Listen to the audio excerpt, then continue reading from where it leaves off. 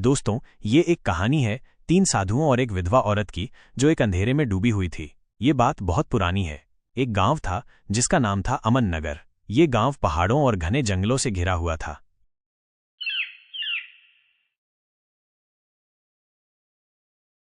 यहाँ के लोग सादा और किसान थे, खेती बाड़ी करके अपना गुजर बसर करते थे। अगरचे गांव का नाम अमन नगर था, लेकिन वहां सुकून कम और कड़वाहट ज्यादा थी। गांव अंधविश्वास और समाजी रस्मों में जकड़ा हुआ था। रमशा का दुख। इसी गांव में रहती थी एक औरत जिसका नाम था रमशा। रमशा एक विधवा थी। उसके शौहर की वफात को 3 साल गुजर चुके थे। जब उसके शौहर अकरम की बीमारी से मौत हुई, तब से रमशा की जिंदगी में सुबह आंसुओं और तानों के सिवा कुछ न रहा था। अकरम गांव के एक आम किसान थे। उनका घर छोटा सा था, लेकिन उसमें रमशा के साथ उनका प्यार और बाहमी समझबूझ बसती थी। मगर जैसे ही अकरम की वफात हुई, रमशा का जहान अंधेरे में डूब गया। गांव वालों ने उसे मनहूस औरत समझना शुरू कर दिया।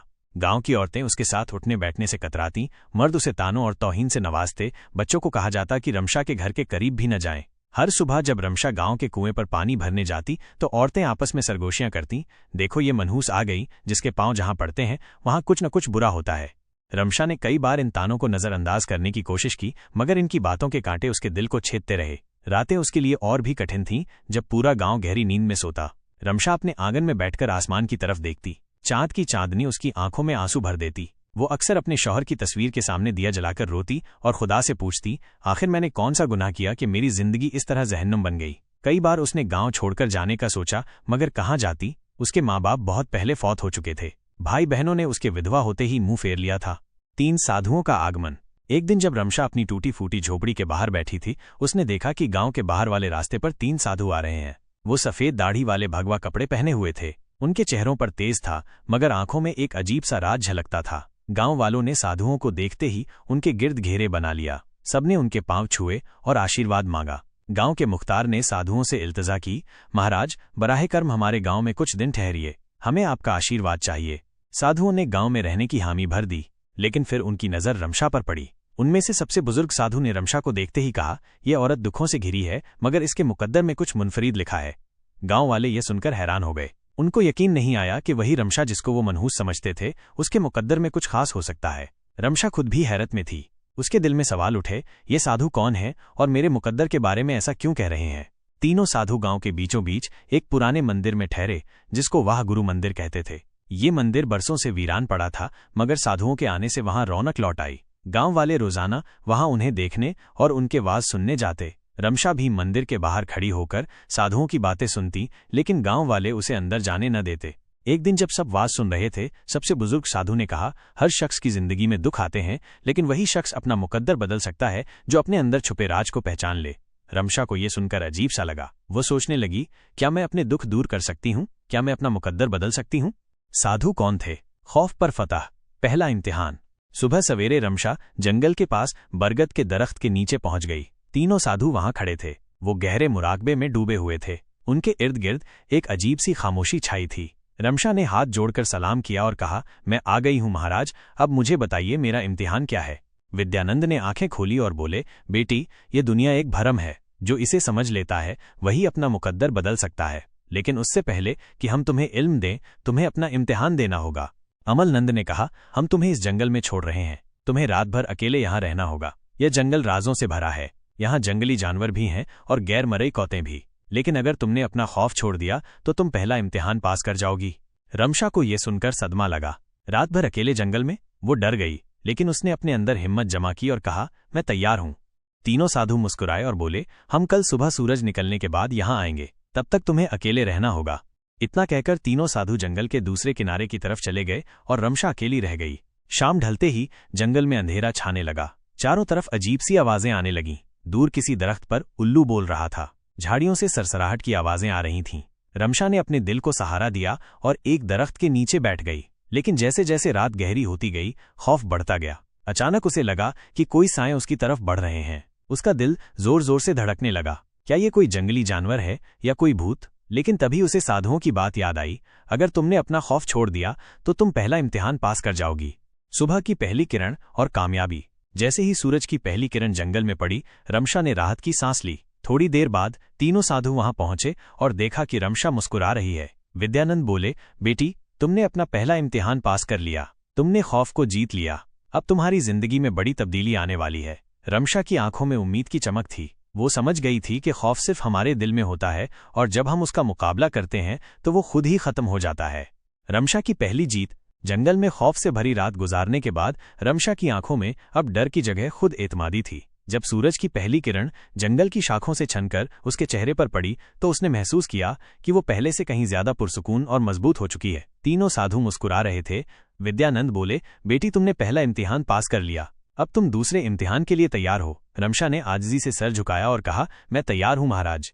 3 साधुओं का राज। तीनों साधु रमशा को एक पहाड़ी पर बने पुराने मंदिर में ले गए जिसे देव मंदिर कहते थे। ये मंदिर देखने में सादा था लेकिन वहां एक अजीब सी तवानाई महसूस हो रही थी। जैसे ही रमशा ने मंदिर के दरवाजे पर कदम रखा उसे अपने जिस्म में एक हल्की सी कंपन महसूस हुई। तभी मुराकबानंद ने कहा, अब वक्त आ गया है कि हम तुम्हें अपनी असली हकीकत के बारे में बताएं। रमशा हैरान हुई, आपकी असली हकीकत?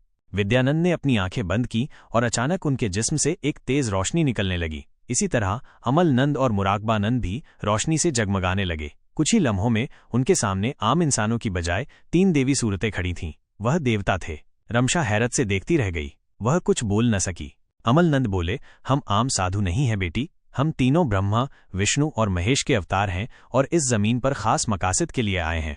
मुराकबानंद ने आगे कहा, हमें हुक्म मिला था कि हम किसी ऐसे शख्स का इम्तिहान लें जो सच्चे दिल से अपना मुकद्दर बदलना चाहता हो और हमने तुम्हें चुना। रमशा की आंखों में आंसू आ गए। उसे अब समझ आ रहा था कि ये साधु कोई आम इंसान नहीं थे। दूसरा इम्तिहान, त्याग और सरेंडर। विद्यानंद ने कहा, तुमने खौफ पर फतह पाली लेकिन अब तुम्हें एक और इम्तिहान देना होगा, त्याग का इम्तिहान। रमशा ने पूछा, मुझे क्या तर्क करना होगा? अमल नंद बोले, तुम्हें अपनी सबसे प्यारी चीज तर्क करनी होगी, वो चीज जिससे तुम्हारा सबसे ज्यादा लगाव है। रमशा सोच में पड़ गई। उसके पास वैसे भी कुछ न था लेकिन फिर उसे अपने शौहर की तस्वीर याद आई। अकरम की वफात के बाद वही एक चीज थी जिससे वो खुद को जोड़े रखती थी। जब भी वो उदास होती उस तस्वीर को देखती और अपने शौहर को याद करती। उसने आहिस्ता से पूछा, क्या मुझे अपने शौहर की तस्वीर छोड़नी होगी? मुराकबानंद बोले, अगर वही तुम्हारी सबसे प्यारी चीज है तो हाँ, लेकिन याद रखो, सच्चा त्याग तब होता है जब वो दिल से किया जाए। अगर तुम इस इम्तिहान के लिए तैयार नहीं हो तो हम तुम्हें मजबूर नहीं करेंगे। रमशा के दिल में कश्मकश शुरू हो गई। क्या वो अपने शौहर की आखिरी निशानी छोड़ सकती है? उसने कुछ देर सोचा और फिर कहा, अगर मेरी जिंदगी बदलने के लिए ये जरूरी है तो मैं तैयार हूं। तीनों साधु मुस्कुरा उठे। विद्यानंद ने कहा, तो जाओ और अपनी सबसे प्यारी चीज गांव के तालाब में बहा दो। वहां एक पुरानी संदूक में वो तस्वीर रखी थी। उसने कांपते हाथों से उसे उठाया और तालाब की तरफ चल पड़ी। गांव के कुछ लोग उसे ये करते देख रहे थे। वो आपस में बातें कर रहे थे, अब ये पागल हो गई है, अपने शौहर की तस्वीर क्यों फेंक रही है? लेकिन रमशा ने उनकी बातों पर ध्यान न दिया। उसने आहिस्ता से तस्वीर को पानी में बहा दिया। जैसे ही तस्वीर पानी में डूबी उसे लगा कि उसके दिल का सारा बोझ भी पानी में समा गया। अब वो हल्की फुल्की महसूस कर रही थी। दूसरा इम्तिहान कामयाब। जैसे ही वो वापस जंगल में पहुंची तीनों साधु वहां खड़े थे। विद्यानंद बोले, बेटी तुमने त्याग का इम्तिहान भी पास कर लिया, अब तुम उस बंधन से आजाद हो चुकी हो जो तुम्हें माजी से जोड़े रखता था। रमशा को अब वाकई लगने लगा कि उसकी जिंदगी बदल रही है। मुराकबानंद बोले, अब तुम्हारा आखिरी और सबसे मुश्किल इम्तिहान बाकी है। रमशा ने सर झुका लिया, मैं तैयार हूं महाराज। तीसरा और सबसे मुश्किल इम्तिहान। रमशा ने खौफ और त्याग के इम्तिहान पास कर लिए थे। अब वो पहले से कहीं ज्यादा मजबूत और खुद एतमाद महसूस कर रही थी, लेकिन उसे नहीं पता था कि उसका सबसे मुश्किल इम्तिहान अभी बाकी था। तीनों साधुदेव मंदिर के अंदर खड़े थे। जब रमशा वहां पहुंची तो विद्यानंद ने संजीदा लहजे में कहा, बेटी अब तुम्हारे आखिरी इम्तिहान का वक्त आ गया है। रमशा ने सर झुकाकर कहा, मैं तैयार हूं महाराज। मुराकबानंद बोले, यह इम्तिहान तुम्हारी रूह का इम्तिहान है। तुम्हें ये साबित करना होगा कि तुम सिर्फ अपने लिए नहीं बल्कि दूसरों के लिए भी जी सकती हो। रमशा ने हैरत से पूछा, मुझे क्या करना होगा? अमल नंद ने कहा, गांव में एक बुजुर्ग औरत रहती है जिसका कोई सहारा नहीं। वो भूखी और बीमार है। तुम्हें अपना सारा खाना और अपनी झोपड़ी उसे देनी होगी और फिर तुम्हें जंगल में जाकर 7 दिन तक बिना खाए पिए मुराकबा करना होगा। यह सुनकर रमशा रह गई। अपना घर और खाना छोड़ दो और फिर 7 दिन बिना कुछ खाए पिए मुराकबा करो। ये इम्तिहान उसके पिछले तमाम इम्तिहानों से कहीं ज्यादा मुश्किल था। दिल की कश्मकश। रमशा के सामने उसकी झोपड़ी का मंजर आ गया। ये घर उसका आखिरी सहारा था। अगर उसने इसे छोड़ दिया तो वो कहाँ जाएगी? लेकिन फिर उसे साधुओं की बातें याद आईं, अगर तुमने ये इम्तिहान पास कर लिया तो तुम्हारी जिंदगी मुकम्मल तौर पर बदल जाएगी। रमशा ने अपने अंदर झांका और फैसला किया, ठीक है महाराज, मैं ये करने के लिए तैयार हूं। सब कुछ छोड़ना। रमशा गांव लौटी और अपनी झोपड़ी उस बुजुर्ग औरत को दे दी। उसने अपना बचा खुचा खाना भी उसे सौंप दिया। गांव वाले ये देखकर हैरान थे, ये क्या कर रही है? अपना सब कुछ क्यों छोड़ रही है? लेकिन रमशा ने किसी की बातों पर ध्यान न दिया। वो सीधा जंगल की तरफ बढ़ गई, जहां उसे 7 दिन तक मुराकबा करना था। 7 दिन का मुश्किल मुराकबा। पहला दिन गुजरा और रमशा को शदीद भूख लगी, लेकिन उसने अपनी तवज्जो भटकने न दी। उसने अपनी आंखें बंद की और साधुओं के बताए हुए मंत्रों का जाप करने लगी। दूसरे दिन उसे प्यास ने सताया, लेकिन उसने पानी की ख्वाहिश को भी तर्क कर दिया और मुराकबे में डूब गई। तीसरे दिन उसके जिस्म में कमजोरी आने लगी, लेकिन उसने हार न मानी। चौथे दिन उसे लगा कि वो अब और बर्दाश्त नहीं कर सकती, लेकिन तभी उसे साधुओं की बात याद आई। सच्ची ताकत जिस्म में नहीं दिल में होती है। पांचवें और छठे दिन वो मुकम्मल तौर पर मुराकबे में डूब गई। अब उसे भूख और प्यास का एहसास ही न रहा। सातवें दिन जब सूरज निकला तो कुछ गैर मामूली हुआ। रमशा की रूह एक नई तवानाई से भर गई। उसे लगा जैसे वो कोई आम औरत नहीं रही, बल्कि एक इलाही ताकत से जुड़ गई है। रमशा का बदलाव। जब 7वां दिन पूरा हुआ, तीनों साधु उसके सामने नमूदार हुए। विद्यानंद बोले, बेटी, तुमने अपना आखिरी इम्तिहान भी पास कर लिया। अब तुम कोई आम बीवी नहीं हो, बल्कि एक ताकतवर रूह बन चुकी हो। अमलनंद बोले, तुम न सिर्फ अपना मुकद्दर बदल सकती हो, बल्कि दूसरों का भी मुकद्दर बदल सकती हो। मुराकबानंद ने अपने हाथ उठाए और कहा, हम तुम्हें आशीर्वाद देते हैं कि अब से तुम्हारी जिंदगी सुख सुकून और इज्जत से भरी होगी। रमशा के इर्द गिर्द एक सुनहरी रोशनी फैल गई। उसने आंखें बंद कर लीं और जब खोली तो वो पहले से कहीं ज्यादा पुरसुकून, मजबूत और रोशन महसूस कर रही थी। गांव में वापसी और इज्जत। जब रमशा गांव लौटी तो गांव वाले उसे देखकर दंग रह गए। अब वो कोई दुखी बीवी नहीं थी। उसके चेहरे पर इलाही नूर था। उसकी आंखों में खुद एतमादी थी। गांव वालों ने, जिन्होंने उसे पहले ही कारत से देखा था, अब उसके पास आकर उसके पांव छूने लगे। वो कहने लगे, हमें माफ कर दो, हमने तुम्हारी तौहीन की थी, लेकिन अब हमें समझ आ गया कि तुम कोई आम औरत नहीं हो। रमशा मुस्कुराई और बोली, सच्ची ताकत बाहर नहीं हमारे अंदर होती है। जब हम अपने डर, अपने लगाव और अपनी अहम को तर्क कर देते हैं तो हम वाकई आज़ाद हो जाते हैं। अमन नगर की नई सुबह। रमशा की गांव वापसी के बाद अमन नगर के लोगों के दिल बदलने लगे थे। उसके चेहरे की रोशनी, उसकी बातों में सच्चाई और उसके किरदार की मजबूती ने सबको हैरान कर दिया था। लेकिन रमशा के लिए ये सिर्फ एक नई शुरुआत थी। तीनों साधुओं के आशीर्वाद ने उसके अंदर एक ऐसी ताकत जगा दी थी जो अब सिर्फ उसकी अपनी जिंदगी तक महदूद नहीं थी। उसे समझ आ गया था कि उसकी असली ताकत दूसरों की मदद करने में है। एक सुबह जब रमशा अपनी झोपड़ी के करीब बैठी थी, गांव के कुछ बच्चे उसके पास आकर बोले, रमशा आंटी, आप हमें वो राज बताइए जिसने आपको इतना मजबूत बना दिया। रमशा मुस्कुराई और बोली, राज? कोई जादू नहीं बच्चों, ये बस अपने दिल को साफ रखने और दूसरों के लिए कुछ करने की बात है।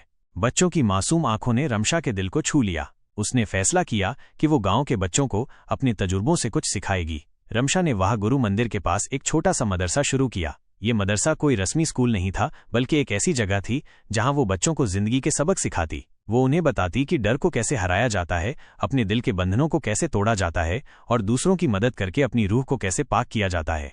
बच्चों के साथ साथ गांव की कुछ औरतें भी उसके पास आने लगीं। वो रमशा से कहती, हम भी अपनी जिंदगी बदलना चाहती हैं, लेकिन हमें नहीं पता कि कैसे शुरू करें। रमशा उन्हें अपनी कहानी सुनाती और कहती, हर एक के अंदर एक ताकत छुपी है, बस उसे ढूंढने के लिए हिम्मत चाहिए। जल्द ही रमशा की ये छोटी सी महफिल गांव का एक अहम हिस्सा बन गई। लोग उसे रमशा की रोशनी कहने लगे। गांव वालों ने देखा कि रमशा की बातों से न सिर्फ उनके दिल बदल रहे हैं, बल्कि गांव का माहौल भी बदल रहा है। जो औरतें पहले एक दूसरे से जलती थीं, वो अब एक दूसरे की मदद करने लगी। जो मर्द रमशा को ताने देते थे, वो अब उसकी इज्जत करने लगे। यहाँ तक कि गांव के बुजुर्ग, जो हमेशा रीति रिवाजों के पाबंद रहते थे, रमशा के मदरसे में आकर उसकी बातें सुनने लगे। संकट और एकजुटता। एक दिन गांव में एक बड़ा संकट आया। अमन नगर के करीब एक दरिया था जो हर साल मानसून में अपना रुख बदल लेता था। इस साल बारिशें इतनी तेज थीं कि दरिया का पानी गांव की तरफ बढ़ने लगा। गांव वालों में डर फैल गया। कुछ लोग अपना सामान लेकर भागने लगे, जबकि कुछ अपने घरों में दुबक कर बैठ गए। रमशा ने ये सब देखा और अपने दिल में वही ताकत महसूस की जो उसने जंगल में 7 दिन के मेडिटेशन के दौरान पाई थी। उसने गांव वालों को इकट्ठा किया और कहा, हमें डरने की जरूरत नहीं। अगर हम सब मिलकर काम करें तो हम इस दरिया को रोक सकते हैं। रमशा की आवाज में ऐसी कशिश थी कि गांव वालों ने उसकी बात मान ली। उसने गांव के मर्दों, औरतों और यहां तक कि बच्चों को भी एकजुट किया। कुछ लोग दरिया के किनारे मिट्टी के ढेर लगाने लगे, कुछ ने पत्थर जमा किए और कुछ ने रस्सियों से बांध बनाने की कोशिश की। रमशा खुद सबसे आगे थी, मिट्टी के ढेर उठाती, पत्थर ढोती और सबको हिम्मत देती। रात भर गांव वालों ने मिलकर काम किया और सुबह होते होते उन्होंने दरिया के पानी को गांव से दूर मोड़ दिया। जब सूरज निकला तो गांव वालों ने देखा कि उनका गांव महफूज है। सबने रमशा की तरफ देखा और ऊंची आवाज में उसका शुक्रिया अदा किया। रमशा की विरासत। इस वाकये के बाद रमशा अमन नगर की एक निशानी बन गई। कई लोग उसे अमन की रोशनी कहने लगे। गांव के लोगों ने उससे माफी मांगी कि उन्होंने पहले उसे मनहूस समझा था।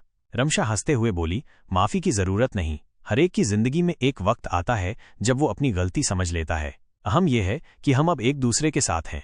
रमशा ने अपनी जिंदगी अब एक नए मकसद के लिए वक्फ कर दी। उसने तय किया कि वो न सिर्फ अमन नगर बल्कि आसपास के गांव वालों को भी अपनी कहानी से मुतासिर करेगी। वो दूसरे गांव जाती, वहां के लोगों से मिलती और उन्हें अपने तजुर्बे सुनाती। उसकी बातें सुनकर लोग अपनी जिंदगियों में बदलाव लाने की कोशिश करने लगे। कुछ औरतों ने अपने घरों में छोटे छोटे मदरसे शुरू किए, जहां वो रमशा के सिखाए हुए सबक दूसरों तक पहुंचाती। कुछ मर्दों ने अपने गांव के मसले हल करने के मिलकर काम शुरू किया। रमशा की कहानी एक तहरीक बन गई, जो अमन नगर से निकलकर पूरे इलाके में फैल गई। एक रात जब रमशा अपने नए घर, जो गांव वालों ने उसके लिए बनाया था, के आंगन में बैठी थी, उसे आसमान में 3 सितारे चमकते दिखे। वो सितारे इतनी रोशनी से जगमगा रहे थे कि रमशा को लगा जैसे विद्यानंद, अमलनंद और ध्यानंद उसे देख रहे हैं। उसने अपने हाथ जोड़े और दिल ही दिल में कहा, महाराज, आपके आशीर्वाद ने मेरी जिंदगी को रोशनी से भर दिया। अब मैं इस रोशनी को दूसरों तक पहुंचाऊंगी। उसी वक्त एक ठंडी हवा का झोंका आया और रमशा को लगा जैसे तीनों साधुओं ने उसकी बात सुन ली हो। एक नई पहचान। वक्त गुजरता गया और रमशा की कहानी नस्ल दर नस्ल फैलती रही। अमन नगर अब वो गांव नहीं रहा जो अंधविश्वास और कड़वाहट में डूबा था। ये एक ऐसी जगह बन गई जहां लोग एक दूसरे की मदद करते, एक दूसरे की इज्जत करते और अपनी जिंदगियों को बेहतर बनाने की कोशिश करते। रमशा की जिंदगी, जो कभी दुखों और तानों से भरी थी, अब एक ऐसी कहानी बन गई जो हर एक को हिम्मत और उम्मीद देती थी। उसने साबित कर दिया कि सच्ची ताकत सिर्फ अपने डर और लगाव को छोड़ने में नहीं, बल्कि दूसरों के लिए जीने में है।